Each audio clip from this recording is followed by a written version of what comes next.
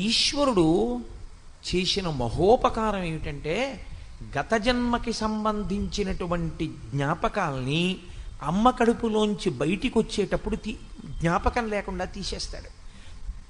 శఠము అన్న వాయువు పట్టుకుంటుంది, భాగవతంలో చెప్తారు దాని గురించి. ఆ శఠమన్న వాయువు పట్టుకోగానే అన్నీ మర్చిపోతాడు. అప్పటి వరకు జ్ఞాపకం ఉంటాయి. అప్పుడు వరకు ప్రార్థన చేస్తాడు, ఈశ్వరుణ్ణి బయటికి తోసేయమన్నాను. అయ్యో నేను ఫలానా వారికి భర్తగా ఉన్నాను, ఫలానా వారికి భార్యగా ఉన్నాను, ఫలానా వారికి బిడ్డడుగా ఉన్నాను, వాళ్ళని నమ్ముకున్నంత చేశాను, చిట్ట చివరికి నాకు మిగిలిందేం లేదు, ఈశ్వరా నిన్ను చేరలేకపోయాను, ఇంకొక్కసారి శరీరం ఇయ్యి, అప్పుడు నేను ఈ శరీరం ఉంటే ఈ శరీరంతో నీ సేవ చేస్తాను. శరీరంలో నేను ఉన్నాను కాబట్టి మనసు మంచిదిగా పెట్టుకుని మంచి ఆలోచనలు చేస్తాను, ఉపకారాలు చేస్తాను, పుణ్యాలు చేస్తాను.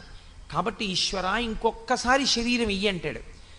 ఇచ్చినప్పుడు పరమేశ్వరుడు గత జన్మ జ్ఞాపకాల్ని కూడా